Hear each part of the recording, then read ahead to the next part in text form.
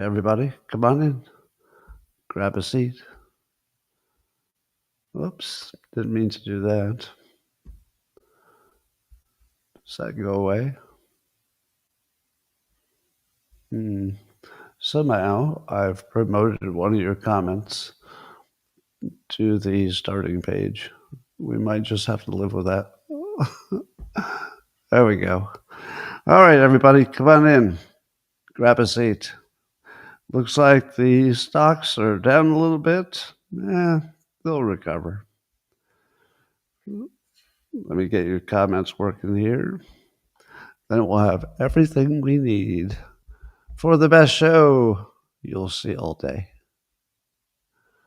Boom, boom, boom, boom, boom. Bum, bum, bum, bum, bum, bum. Do, do, do, do, do, do. Do, do, do. Good morning, everybody, and welcome to the highlight of human civilization. It's called Coffee with Scott Adams, and you've never had a better time. But if you'd like to try to take your experience up to levels that no one can understand with their tiny, shiny human brains, well, all you need for that is a cup or a mug or a glass, a tankard, chalice, a stein, a canteen, jug or flask, a vessel of any kind. Fill it with your favorite liquid. I like coffee. And join me now for the unparalleled pleasure, the dopamine hit of the day, the thing that makes everything better. It's called the simultaneous sip.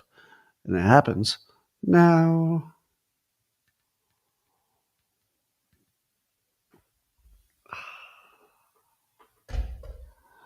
Perfection.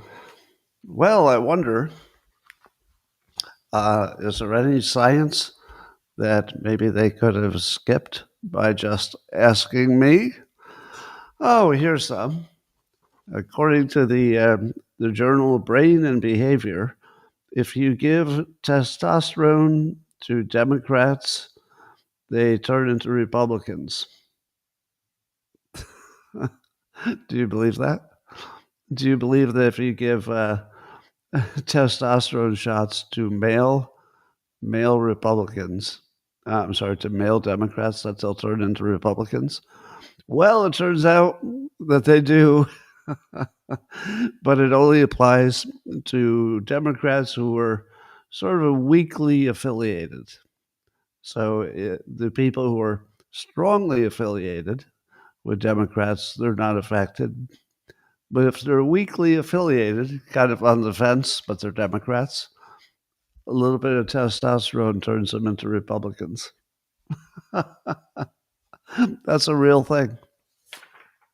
Now, do you think they needed to do that study? Or could they have asked me? Here's how that conversation would have gone.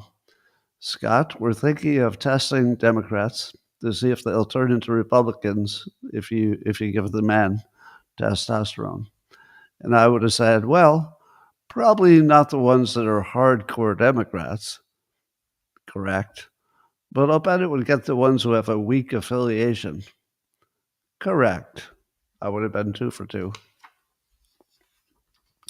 And here's some more science because you need it badly. You'll never believe this, but according to the University of Queensland, and stop me if you've ever heard of anything like this. I mean, this is wild. This is so far out of left field.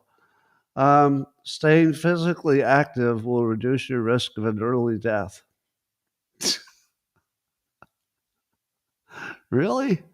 Are they still doing studies to find out if exercise is good for you and being physically active? Still? Did somebody actually raise money for that? I'm raising money to study if exercise is good for your health. Huh. Yeah, I'd really like to know the answer to that question. How about $1 million? Okay. All right. Next time, just ask me.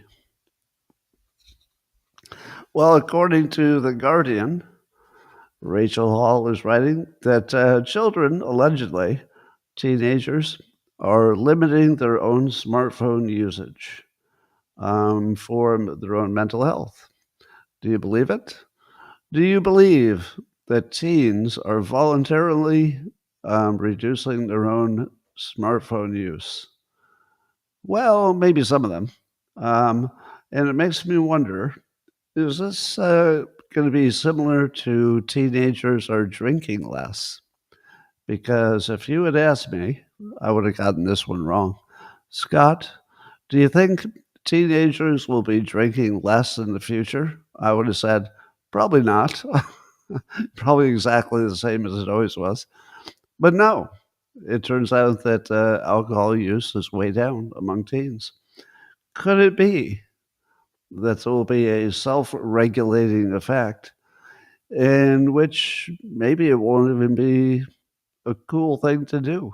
Maybe you would just seem like you're out of touch if you're using your phone too much. So maybe. Well, here's something interesting. According to the BBC, there is now a new kind of eyewear glasses that will adjust to the right focus, whether you're nearsighted or farsighted or both. So somehow the glasses look at your eyeballs and they adjust to whatever it is that you need. So you wouldn't need bifocals. You would just have one set of glasses and they would know what you're looking at and they would adjust to what you need. Is that unbelievable? I don't know if that's really going to work. It feels like it would be too slow, but maybe your brain gets used to it because your brain gets used to bifocals. I have a version of bifocals, and you just sort of get used to it. You stop seeing it after a while.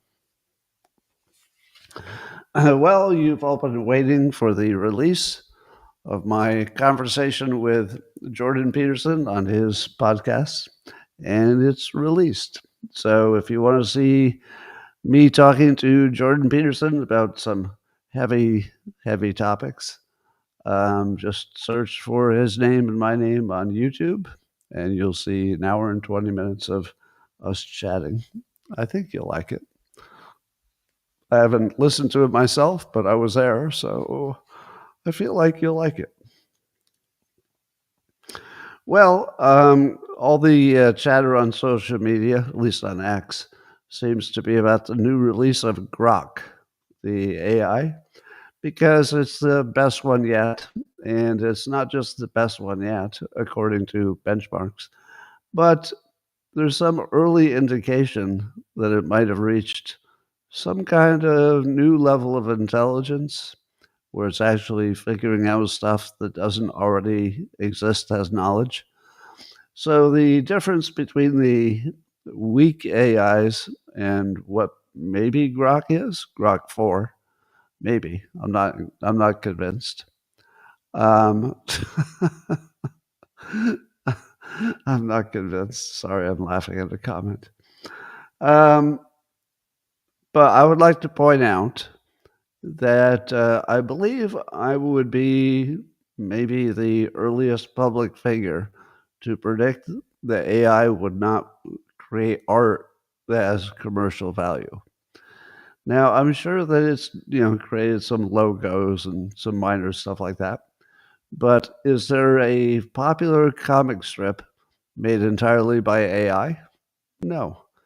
Is there a popular joke place, like a joke social media that's really funny and made only by AI? No. Is there a market for fine art made by AI? No. Will there be? I doubt it. And the answer is that we were never influenced by the art. Now, that's the big reframe. If you believed that AI was gonna replace human art, then you thought it was because of the art. The art never had value. It only had value because a human made it, and you were impressed that a human made it. As soon as you're not impressed by who made it, which takes about 1 minute with AI, yeah, I'm not impressed. Well, yeah, I mean, that's very cool. but I don't need to hang it in my house. Um, so we've reached this point where AI is very capable of making at least visual images. Would you agree that there is no art studio and there's no commercial art market for AI generated art? And I'm going to take some credit for predicting that because I don't think that was obvious. Um, but we'll see. Maybe I'll be wrong. Maybe tomorrow there'll be a big market for AI art. Well, speaking of art and AI, the White House has released a social media meme of Trump looking like Superman in the new Superman movie. And the text that accompanies it is the symbol of hope, truth, justice, the American way, Superman Trump. Now, imagine, if you will, what will the copyright holders for the Superman property say about that? Are they going to say, oh, that's very nice. Thanks for promoting our movie? Probably not. Will they say, you must immediately take down that meme because you're violating our copyright? Probably. Probably. Will that still work out for the White House? Yes, of course, because they're not going to be badly sued or anything over one meme. But if it makes a little bit of a controversy, even better. So the people making the movie should be winners because they'll get a little attention, and the White House will get a little attention, and they might have a little fake fight. Oh, take down that meme! It's our copyright. Oh, it's just a joke. No, you must take it out. Then they both get attention. So good work on both sides, I'm sure. Well, did you know that Trump is putting big tariffs on imported copper because he's trying to what is being called mine baby mine instead of drill baby drill? I didn't realize that Trump is also going hard at bringing mining of important minerals back to the U.S., but apparently he is. So copper would be one of those.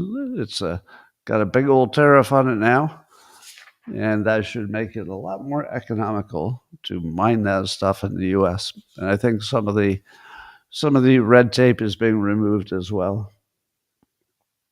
Speaking of red tape, Secretary of Defense Pete Hegseth just made a very cringeworthy little video in which he was promoting the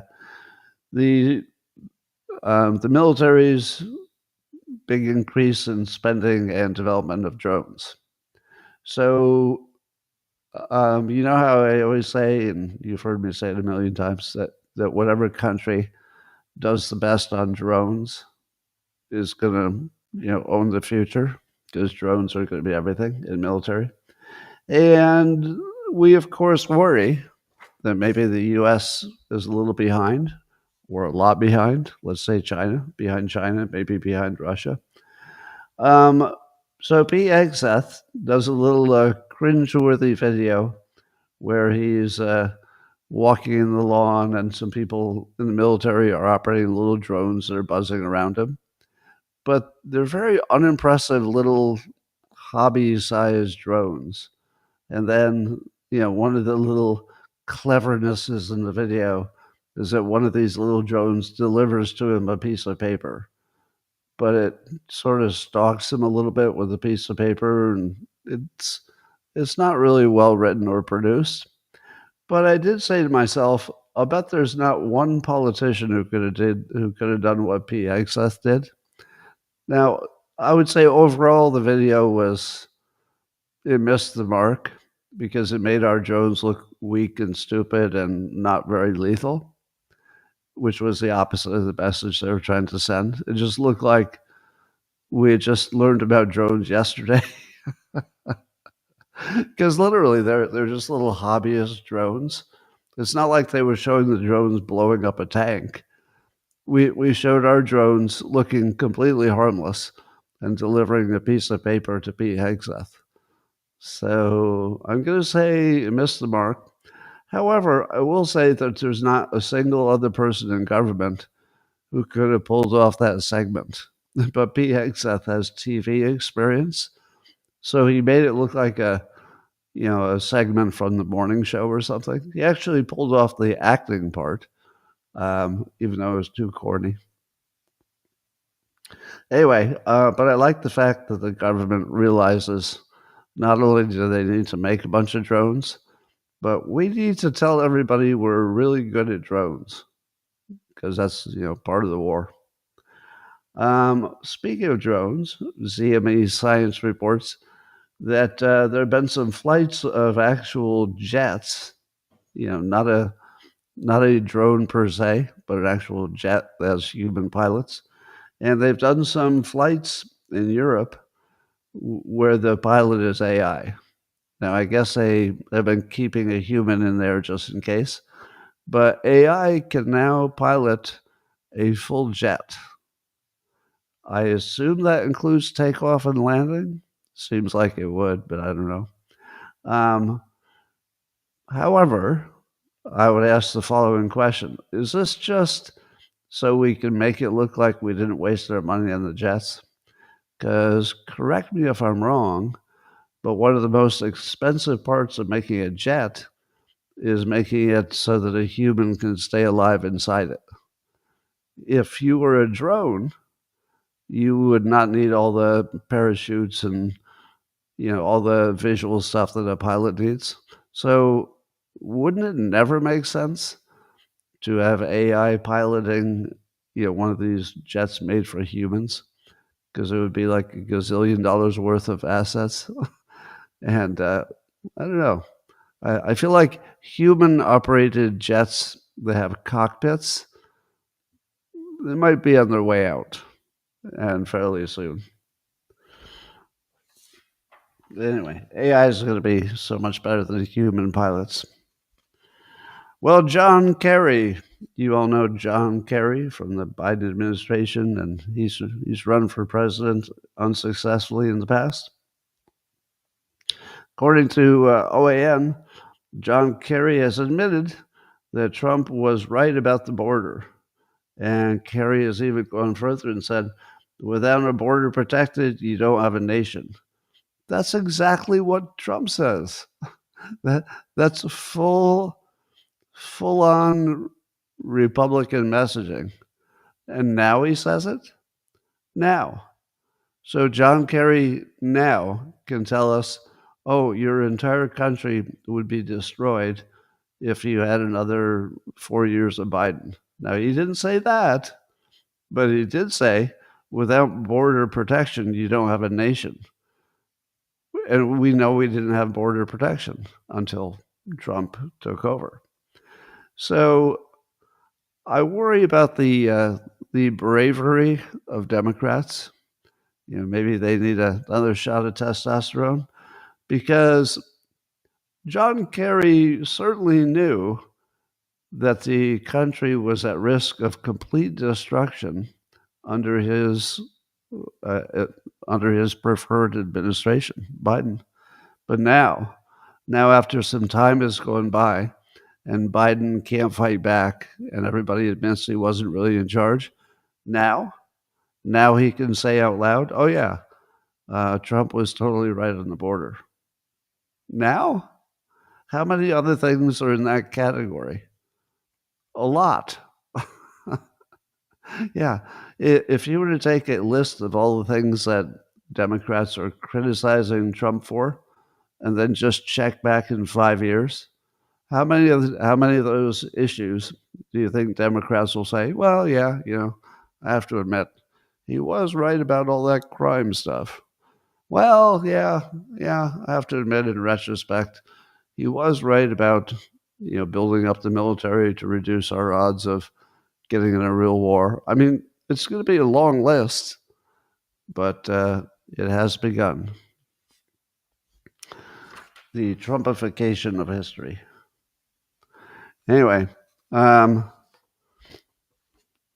According to Newsmax, Sam Barron is writing that the Education Department is ending free tuition for illegal immigrants.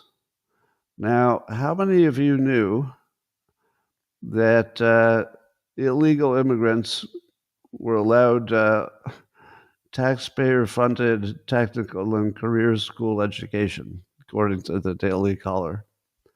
How many of you knew that you could be a non-citizen and not even here legally as a citizen, and that we would still pay for your technical training? Now, if it were free, I'd be all for it, I suppose, because it wouldn't cost me any money. But I think there are a few other news stories today about free benefits being removed from undocumented or illegal residents. And I thought to myself, how did all that stuff become free and available, from healthcare to advanced education to, I think, also what's that thing where kids go to school early, Head Start? There's a lot of unraveling to do. And at the risk of sounding like a big meanie, I would love everybody to get everything for free. Wouldn't you? Wouldn't it be great if everybody could get everything for free? What a great world that would be. But it's not really possible. And the only way that some people can be happy is by making sure that the unhappy people don't take all their stuff. There's no other way to get there. Oh, well, I take it back. I did see Elon Musk at some event talking about AI, and he believes that in the AI/robot future, that our economy might be a 1,000 or a million times better than it is, like actually a million, not exaggeration, but that it's possible that things will be 1,000 to a million times better. Well, at that point, probably free stuff for everybody. So we might be, I don't know, 1 decade away from not having any kind of shortages whatsoever, because everything we have a shortage of, AI just figures out how to get around it. Oh, it looks like you'll run into copper, but we have environmental problems, so we can't mine more of it fast enough. That's all right. Here's a new technology for getting copper out of the ground without hurting the environment. Oh, well, that's a pretty good idea. We'll go do that. Don't need to do it. We will send robots to do it.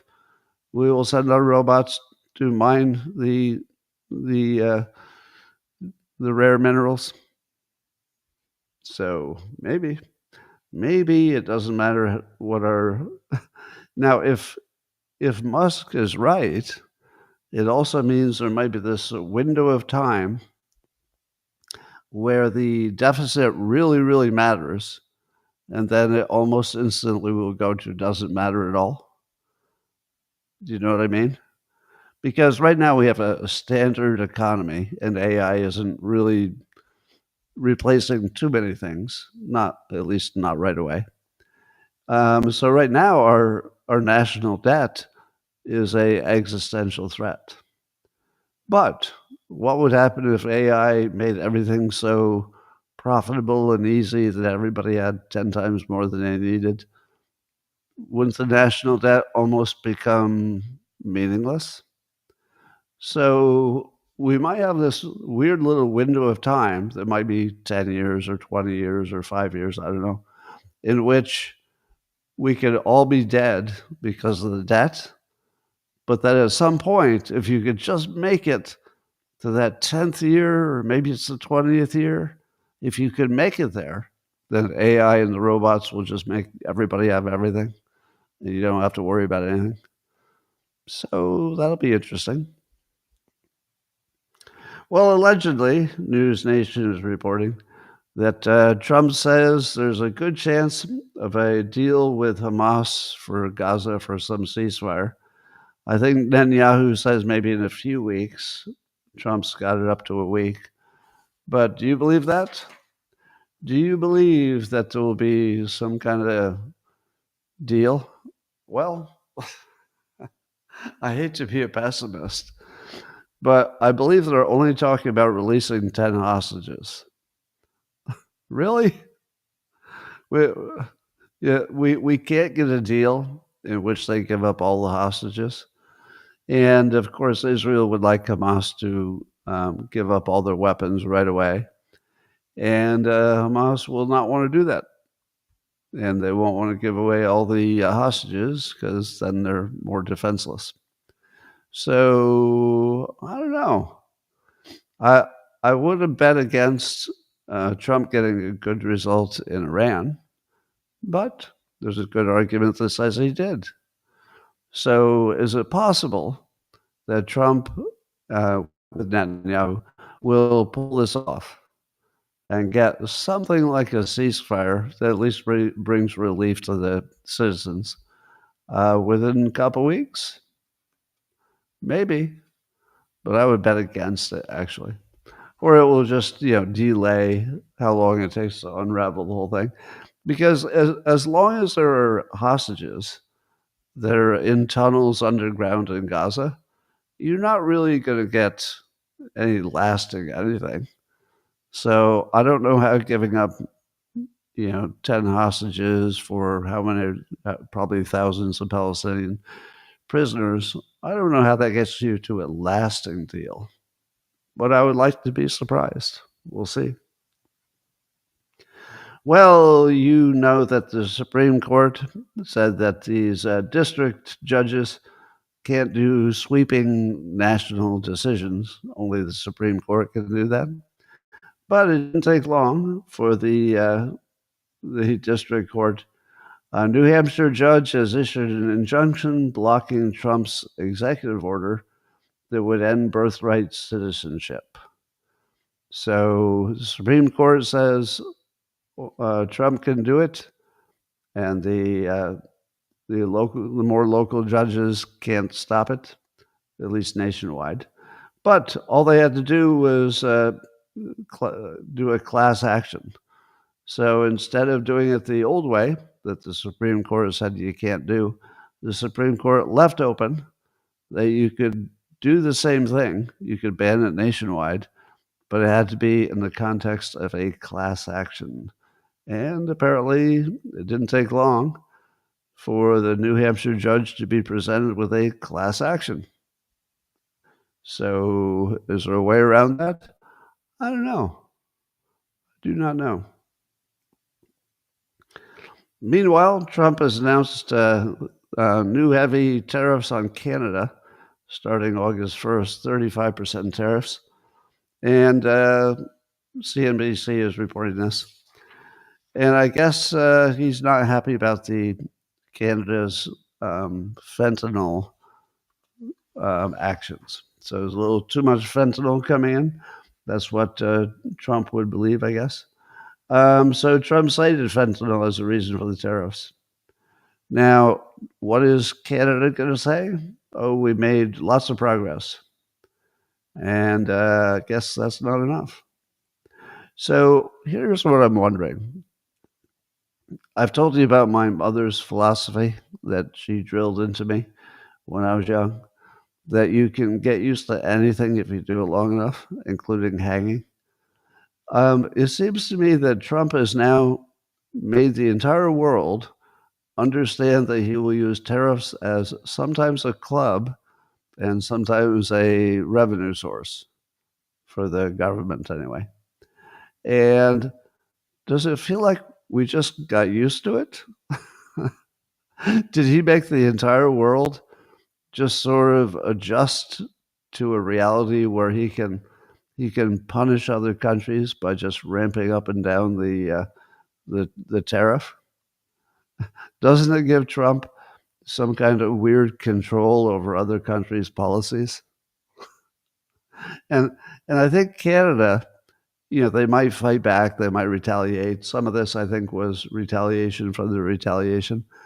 But have we reached a point where it's all normalized? I feel like we have. There will still be pushback, there'll still be retaliation.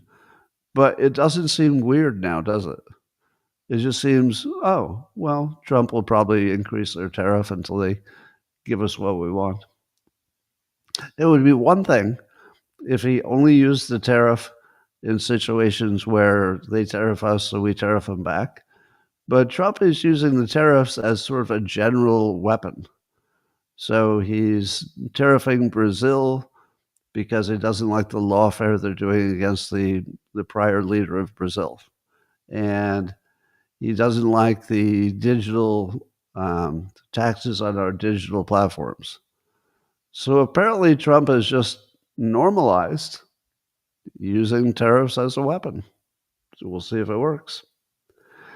Weirdly, or maybe this is a good thing, Financial Times is reporting that the Pentagon is in a business deal with a mineral producer in the U.S. So there's a mineral producer that's doing some mining, I guess. What are they mining? But anyway, the Pentagon is apparently putting $400 million into a direct investment with a U.S. rare earth mining company. So they won't just be a customer, they'll be a part owner. To which I say, and you know, it's not like they're the only market. So the military won't be the only market for minerals. It would be the whole tech business. But does that feel like a good idea to you? I feel like Trump is the only one who understands because he's talked about this with TikTok and other. I think we've heard it before. Yeah, with Ukraine. So Trump believes that the U.S. government can just be an investor on something where the U.S. government can make it profitable. So the beauty of an investment like this is that not only does the Pentagon get a share of the profits that presumably would lower their need for tax paid funding in the future, but so not only do they get a portion of it, but they can determine that it's profitable because they get to decide where they buy their supply from. And if they buy it from their own company, how is that not good for American taxpayers? I feel like I always wonder why the government didn't do this, but only in the situations where the government can guarantee that the government's own actions would make this thing profitable. So I don't know. It's definitely worth a shot. It would be funny if we could get to the point where the government was self-funding. Here's my version of that. This is not a practical idea, but it'll give you the sense of it. What if, instead of collecting taxes, as governments do, what if the federal government said, we're not going to collect any taxes, but it will be illegal to buy any form of insurance from any private company. You could only buy it from the U.S. government. So it would be anything from car insurance to medical insurance, but it would charge enough to make a profit.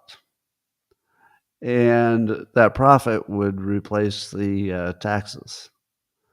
Now, that's the bad version of the idea, so you don't have to tell me you could never do that for 10 different reasons. But it always struck me that a government could somehow make a profit instead of being a cost center. It should be a profit center. And I think probably only Trump would even imagine the world in which the government could be a profit center. Let's talk about mass deportations. Jessica Tarlov on Fox News says that Trump supporters didn't vote for mass deportations. Do you believe that? Do you believe that Trump voters didn't vote for mass deportations, but rather voted for we'll do the worst first? The worst first seems very different from what we're observing. And there's a little extra news that's being created over that. There's a report. I saw Steve Bannon talking about it. I don't know if the report is real, but he's treating it as real. And the report is that Joe Rogan had dinner with Trump, and that Joe Rogan was trying to talk Trump out of the mass deportations and do the worst first instead. Now, I don't know if that's an accurate report, because reports about what somebody said at a dinner that people weren't at is not exactly the most credible source of information. But how many of you feel there's a division that matters? Um, how many of you think that Trump has sort of baited and switched on you? Because I do. I would put this on my list of promises made, promises not kept.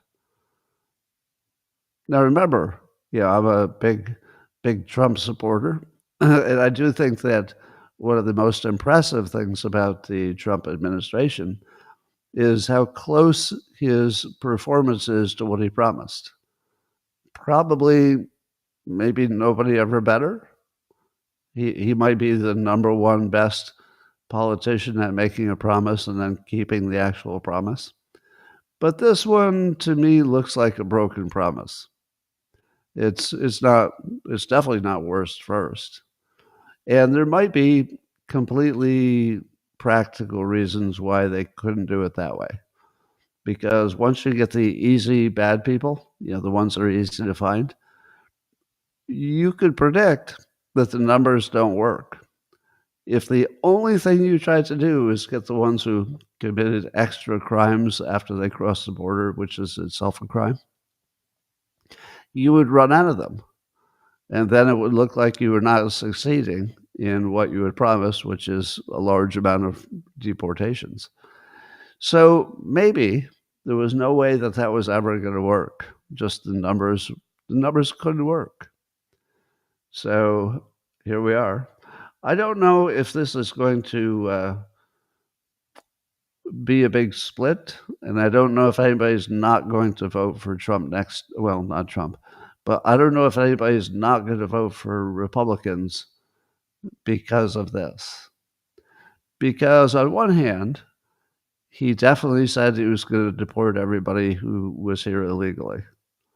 So that part feels like that's a promise kept, because he said, we're going to get everybody.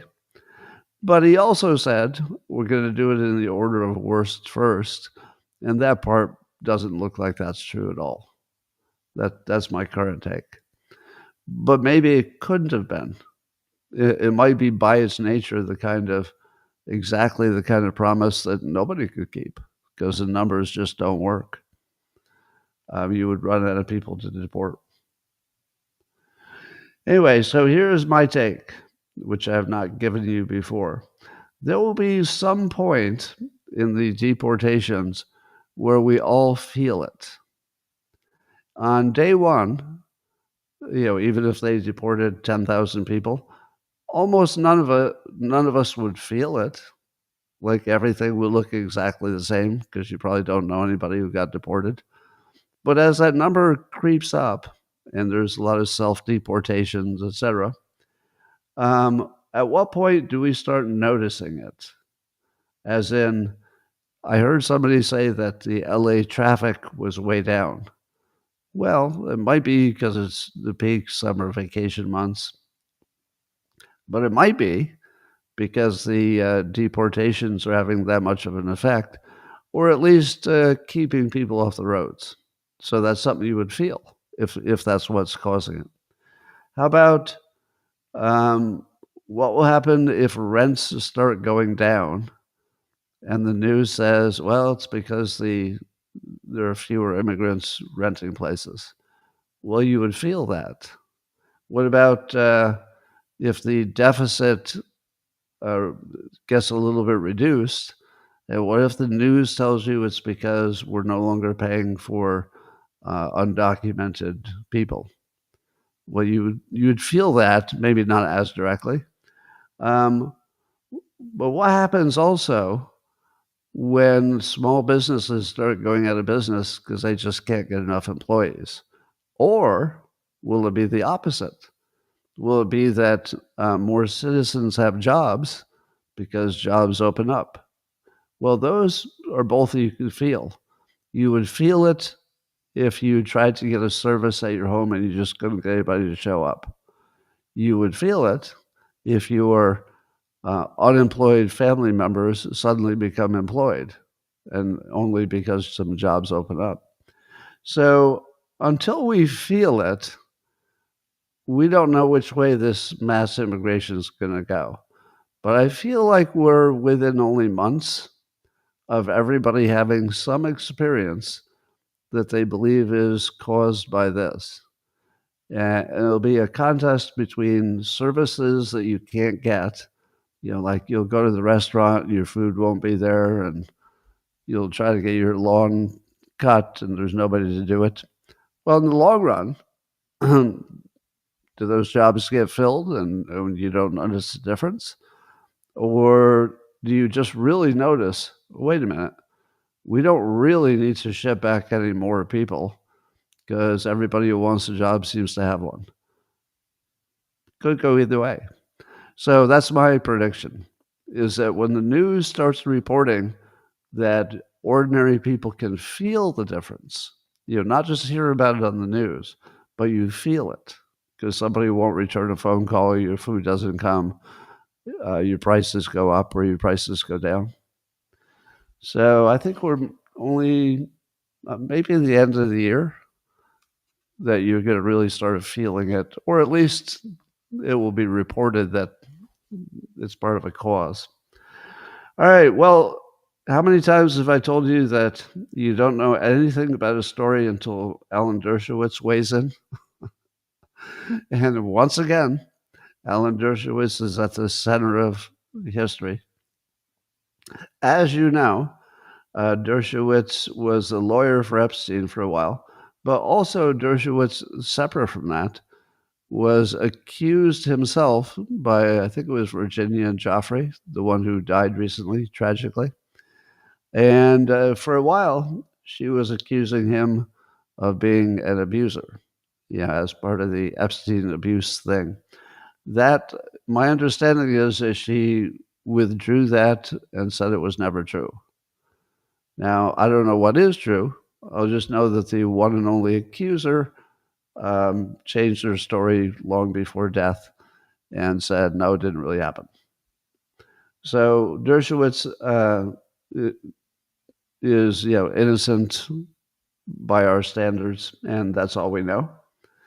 So, but during either one or both of those situations, either because he was a lawyer or because he also had some rights to disclosure, I guess, if he had been sued. Dershowitz says that he basically knows who's being protected by keeping the Epstein files a little bit secret, and he knows why. So Dershowitz knows the actual answer. He knows the people who are being protected, and he knows why. And he says that directly.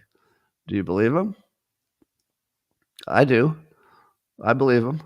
I believe he may not know everything about the story. There might be things even he doesn't know, but I'll bet he knows the big picture. Now, given that he says directly, and he would know, he says it directly, that somebody is being protected and that he even knows who they are and why they're being protected, here's what I believe we can conclude with certainty. So there's no such thing as 100% confidence ever with this stuff. But I would say I have achieved a sense of certainty about the following things. Number one, Trump, Bondi, Patel, and Bongino are all lying. I am certain of that. I'm certain they're lying, and that they know that there's more that could be disclosed, but for reasons that Dershowitz knows, and presumably the four of them I just mentioned also know, that is exactly what it looks like. and then on top of that, I'll add the following.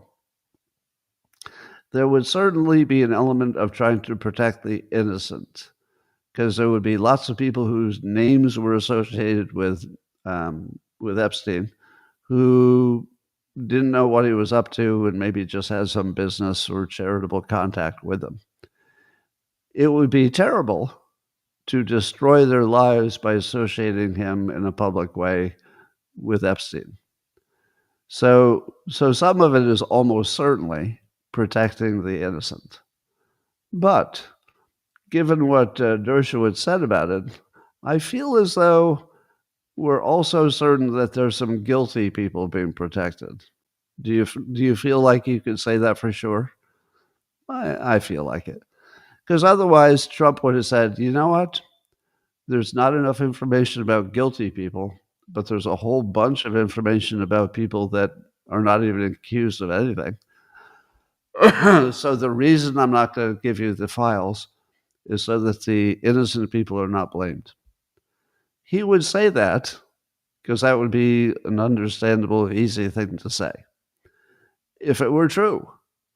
So I conclude that if Trump doesn't say it's all about protecting the innocent, there's nobody guilty in our files, he would have said that, and we would have sort of accepted it. Might not like it, but we would accept it. I would definitely accept I cannot throw these people under the bus. They were good Americans, and it would be a travesty of justice, and there's nobody guilty in these files. It's all innocent people. We're not going to do it. I can get over that. But he didn't say that, and nobody offered that as the excuse. So that tells me that you definitely have some innocent people in there who are worthy of protection, but you almost certainly have some guilty people in there. And I feel like that is so strongly suggested that I accept that as a certainty. Next, I accept it as a certainty that Epstein was an intelligence asset. There might be something we don't know about whether he was only for the CIA or only for Mossad, but I feel like the most likely is both. He may have been, 80-20, one versus the other, but the number of contacts that he has with both the CIA and, indirectly with Mossad, it's hard to imagine that he worked for only one of them. It seems far more likely he had a little business with both. But I'm not sure that I care. That doesn't seem terribly important. But then there's the question of whether it was a murder or a suicide. And I would argue that that's just a distraction. It could be either one. But does it matter? I mean, do you care? If allegedly he had been murdered, do you care that the murderer has not been found and prosecuted? You don't care. You have no care whatsoever if he was murdered. So does it matter? Yeah, we imagine it matters because we imagine it's like a normal situation where, of course, you want to find a real killer. Of course you do. But do we? Do we care at all? I don't think it matters at all. It's sort of a curiosity. I enjoy looking at the back and forth of it. I would say the most likely explanation, but I won't put this at 100%, is that there was somebody in his cell block who was the designated murderer because that was the one place the camera was not. So if allegedly, I think his brother, Epstein's brother, says he believes it's a murder because the first two coroners said they couldn't call it a suicide because it looks like a murder. And then here's the funny part.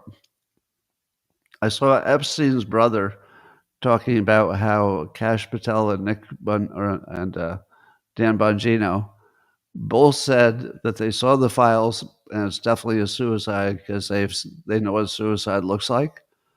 And Epstein's brother asked a completely reasonable question. How many suicides have you seen? You tell me, how many jail suicides has Bongino seen? Well, is it a lot? Like, why was he even looking at jail suicides? And how about Kash Patel? Now, both of them are deeply experienced, in the domain of, the justice system, etc. But really, how many suicides have they seen? and and if you were going to fake a suicide, let's say you were some intelligence agency and you were setting something up to look like a suicide, wouldn't you know everything that Epstein and Bongino know about what makes something look like a suicide? Do you think they wouldn't have tried to make it look like a suicide? Do you think that Bongino and Patel are the only ones who know what it would look like if it were suicide versus murder? Well, if it were a setup, the people who set it up would probably know what it looks like if it's a suicide, and they would set it up to look that way. So if the only thing you did is look at the files, it's not like they walked around in the cell. They weren't there. All they're doing is looking at the files that other people put together, and they can tell if that's a real suicide. That's ridiculous, isn't it? Am I wrong that that's just sort of ridiculous? So I'm going to say it's more likely murder, but it doesn't matter. I'll also say that we could conclude that Trump is not implicated in the files. Everybody agree? I think we can say with certainty that he is not implicated for any kind of crime in the files. And the reason would be, if Trump were implicated for anything, are you telling me that that would not have leaked down already when Biden had full control of the files? Of course it would. Even if nobody else's information got leaked, there's 100% chance that if Trump had any negatives in those files, you would have heard about that. All right. So here's me putting a lid on it. Trump, Bondi, Patel, and Bongino are definitely lying about us, about nothing being in those files. The reason they're lying is to protect both innocent people and guilty people. I believe that's just, now you could just call that a fact. And they're winking so hard when they say there's nothing in there that it almost looks honest. It looks like honest people who have been asked to lie. That's what it looks like. So I don't even hold it against them, because it would be their job to protect the country first, right? It's their job to protect you first and protect the system that protects you, I suppose. So yeah, if they lied to us and we know exactly why, but we just don't have the names of the people, I can get over that. I think Mike Benz, I saw something on X saying Mike Benz thought that the Republican voters would hold it against Trump and therefore maybe hold it against the GOP. I don't think so. I feel like the Epstein thing is too small and too irrelevant to our lives that we would, or anybody would, change their vote on anything important. I think it's a curiosity, a distraction, a mystery, less of a mystery every day. But no, I don't think it'll change any elections at all. So Jamie Raskin, one of the designated liars for the Democrats, I always like it when he goes public on something, because he's such a weasel. It's like watching a TV show where the casting director got everything right. Like, all right, who are we going to cast as the weasel? And they're like, all right, we got this actor named Jamie Raskin. Perfect. He's got just the look. He looks like he's wearing a rat skin. Uh, you want me to give you an image so you'll never forget? When I hear his name, it makes me think of two words, rat and skin. But then when I look at him, I imagine that there's a giant rat who's wearing a human costume, but it's just like it barely conceals the fact that it's a giant rat.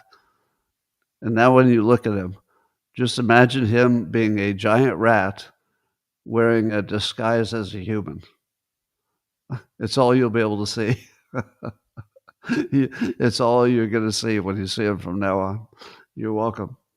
Anyway, so Raskin is clever. And so he says that Trump's not living up to his promise to release the Epstein stuff. Now, isn't that convenient? It is true. It's true that it's a promise made, and as far as I can tell, a promise not kept. So he's right about that. But then he goes further. He says, if there's nothing to implicate Donald Trump, then release the Epstein files. And I thought to myself, damn, that is some good weaseling. I have to admit that even though I don't like weasels, when they do a really good job of weaseling, I'm a little bit impressed. Sort of like when a serial killer has built an underground bunker. I think, wow, you're no ordinary serial killer. You put in the extra work to make that underground, torture cell. So when I see Raskin come up with, if there's nothing to implicate Trump, why not release the Epstein files? I say to myself, damn, that's some good weasel stuff right there. Now, I think my argument is stronger. If there were anything about Trump in there, you would already know it, of course. So it's not honest, and it's not, deeply rational, but it's really good, weasel attack on the other side. So I'm going to give him the win on that one. Meanwhile, I guess the FBI found that Antifa suspect, or they know who he is. He's wanted, so they haven't found him yet, I guess. So you know how the 10 Antifa terrorist guys, one of them apparently shot a member of law enforcement, and they're looking for that guy. His name is Ben Hanil Song, S-O-N-G, 32 years old. And I have only one question about Ben Song. Will they take song to sing song? No. Will they put song in Sing Sing? I had to check. Sing Sing is still a prison. Yeah.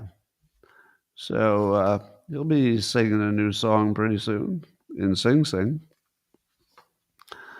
If you haven't seen it yet, you need to see a video that's going around social media in which the DNC chair, Ken Martin, is asked about Zoran Mamdani's refusal to condemn the, quote, globalize the intifada slogan.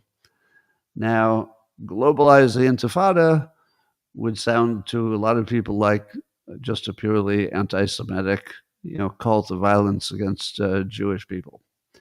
And he was asked to comment on that. And instead of saying people should not say that, he said, we're a big tent party. We're a big tent party.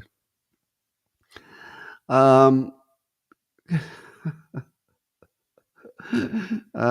Martin, I don't like to give advice to Democrats, but I'm going to make an exception in this case. If someone asks you, what is the take of your party for having terrorist sentiments, you should probably say, well, that's not something I agree with. Instead, he goes saucer-eyed. I always talk to you about how you can tell when especially Democrats are lying, because they open their eyes extra wide, compared to the resting state. So if their eyes open really wide, you know that they're trying as hard as they can to convince you that what they're saying is logical and reasonable. And he goes so wide-eyed, goes, "Oh, we're a Big Ten party. Yeah, the only way we win is by having a big tent. So I hope you don't ask me any follow-up questions because Big Ten sounds good, right? Right? Big, oh no, don't bring up that globalizing intifada again. No, let's talk about tents, big tents." So I can say the Washington Free Beacon had this story. Anyway, that's as hard as you could possibly fail when asked a question. And is there anything like that on the Republican side? I feel like there's not.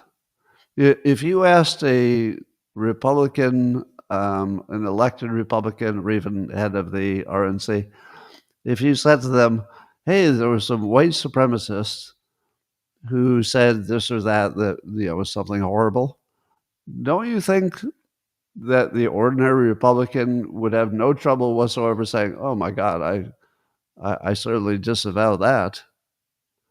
Do you think that they would say, "Well, they might be saying some super racist, white supremacist thing, but you have to remember, we're a Big Ten party"?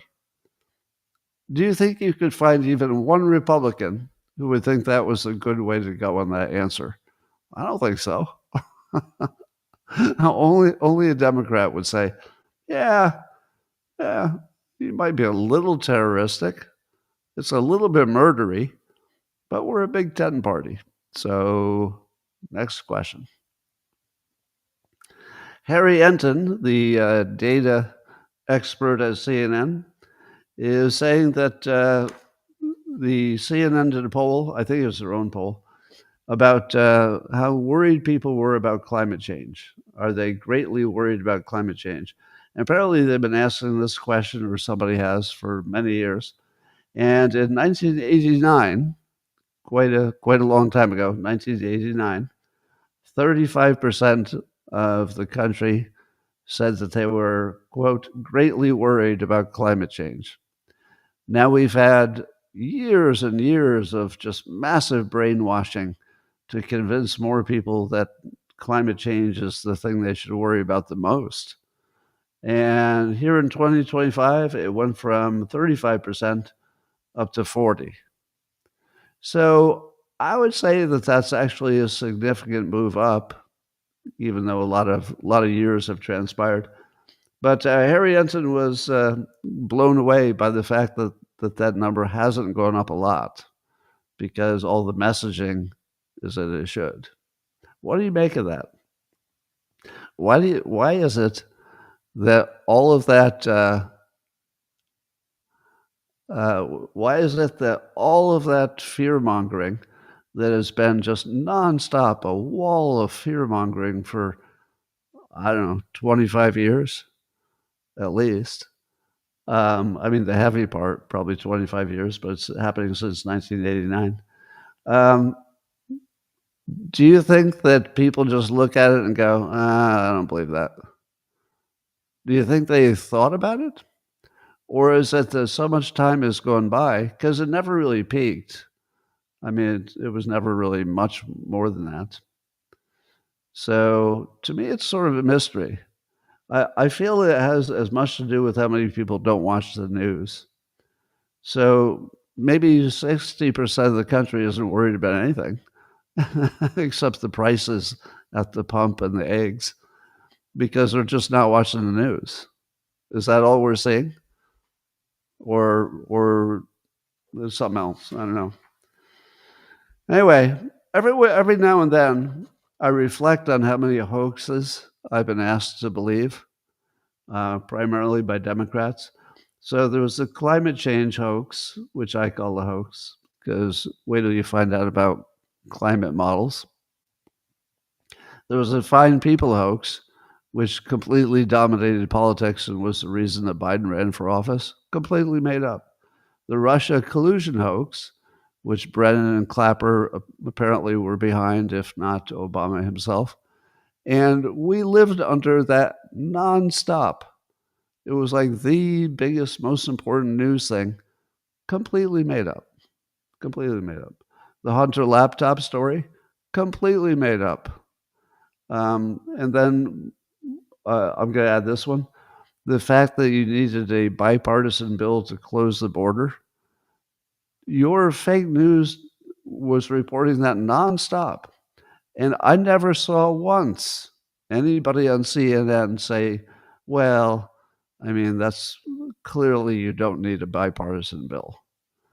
We even know that was sort of obvious the whole time. And they still stuck to, oh, you need that bipartisan bill.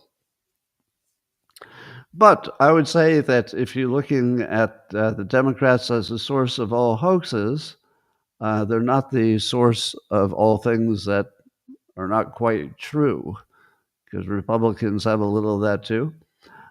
For example, Trump said he would release the Epstein stuff, and clearly he's not.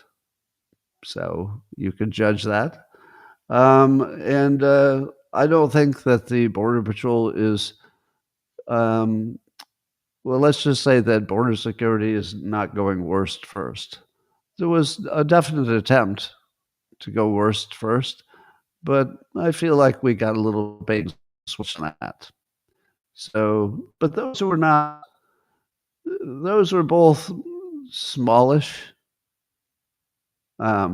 Because the border thing, like I said, Trump did say eventually everybody would be deported who was not here illegally. So a little bit of exaggeration with the worst first. And then the Epstein thing, he might have sort of meant it, but then he got talked out of it. Not the biggest problem in the world. But look at the size of the Democrat hoaxes. Climate change, trillions of dollars. Fine people hoax, completely divided the country. Russia collusion, worse than Watergate by about 10. The Hunter laptop hoax could have changed the election outcome. And then the whole border security thing, they were letting people pour across the border and then pretending it wasn't happening. These are gigantic problems. So if you compare it to, oh, Trump said he would release the Epstein files, that is already old news from a long dead guy. Not really that important. Said he would do the worst first. Well, they tried. It's just that they ran out of people to do worse first. So they kind of quickly pivoted, and not entirely unexpected. Now think about the Democrat messaging. So just a few short years ago, here were the main things the Democrats were pushing: climate change, woke identity politics, all things trans, all things DEI, pro-immigrant, and Trump as Hitler, right? So that was like just a few years ago. So let me say it again so you can compare it to the new. Climate change, identity politics, trans stuff, DEI, pro-immigrant, and Trump as Hitler. Now, apparently, having realized that none of that works, they have completely different priorities and opinions. And now they're working on affordability, but with a socialist flavor, and that Trump is an authoritarian. Do you know why they call Trump an authoritarian instead of Hitler?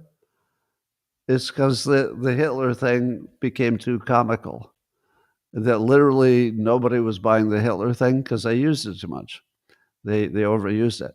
So they had to come up with a new word to get all of their fake news people to repeat that would sound like Hitler but wouldn't be Hitler because that would be too laughable.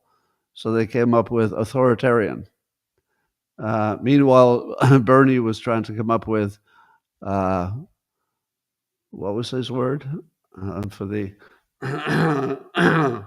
for the rich people? I don't really remember his word. It was so bad. What did AOC and Bernie? They were on the. Who were they railing against?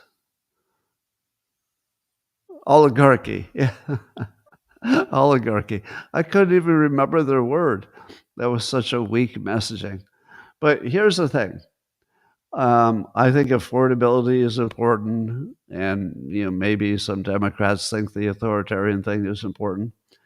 But doesn't it tell you that the entire Democrat Party got everything wrong?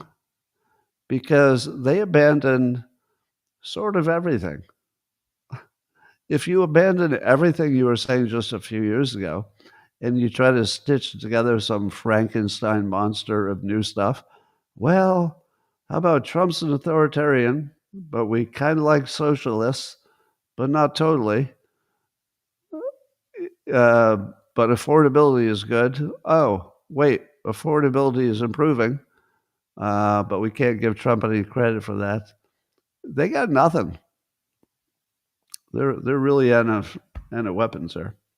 Anyway, Trump says he's going to make a major statement about Russia on Monday. What in the world could that be about? Do you think there's going to be any productive movement about Russia and Ukraine? I don't know.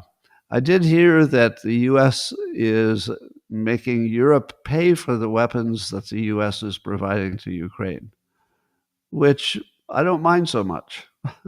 If what the U.S. is getting out of this deal is weapon sales, I don't mind that much, as long as Europe's going to pay for it. If we were paying for it, well, I'd have a little more problem. So maybe that's all he's going to say. Who knows? All right. I thought this was a joke, but I feel like this is real. I told you yesterday that there was a Democrat podcaster called Subway Takes. That's the name of the podcast. And that Kamala Harris did an interview, but that the podcaster and the campaign collectively agreed that the interview was so bad that they would not publish it. So you might say to yourself, oh my God, how bad could it have been? Well, the podcaster was a Muslim, still is a Muslim, and has a Muslim name, and I don't believe was hiding the fact that he's a Muslim. And when Kamala Harris was asked about her favorite spice, apparently she said bacon to a Muslim podcaster. Her favorite spice was something that his religion bans him from eating. Now, that was the thing that the podcaster himself offered as the example of how bad it was, but I don't think it was the only thing. But but can you imagine? Can you? I just love how bad it was. All right. Did you know that I saw Tucker was interviewing Steve Robinson of the Maine Wire, a reporter, who said that there are 270 owned properties in Maine, in the little state of Maine, that are owned by Chinese organized crime. So apparently Chinese organized crime has a gigantic foothold in Maine. Now, don't you assume that's not the only state that they're active in? How many Chinese organized crime entities are in America? And if you were the government of China, would you be maybe working with your criminal element to make sure that there was more crime in America and get them out of China? I don't know. So I am worried that one of China's strategies is that they're just bigger than everybody else. They just have more people. So where we might say, we're going to send 100 spies over to China or whatever the number is, China can just say, oh yeah, we're going to send 20,000 spies to America. Because they could. We'll just send 20, maybe 100,000. so they can just overwhelm us with, more soft assets. Well, there's that. All right, just skip that story. According to Dexerto, whatever that is, Japanese residents are renting grandmothers, and they rent the grandmothers to provide the following services. They rent a grandmother for cooking, chores, and emotional support, and sometimes advice. So I saw that and I was like, I want to rent a Japanese grandmother. So I rented a Japanese grandmother for some chores and cooking, but she just kept bitching about the commute. So I had to let her go. Get it? Because she commuted all the way from Japan. See, that's the joke. All right, forget it. I won't even try. Hold on.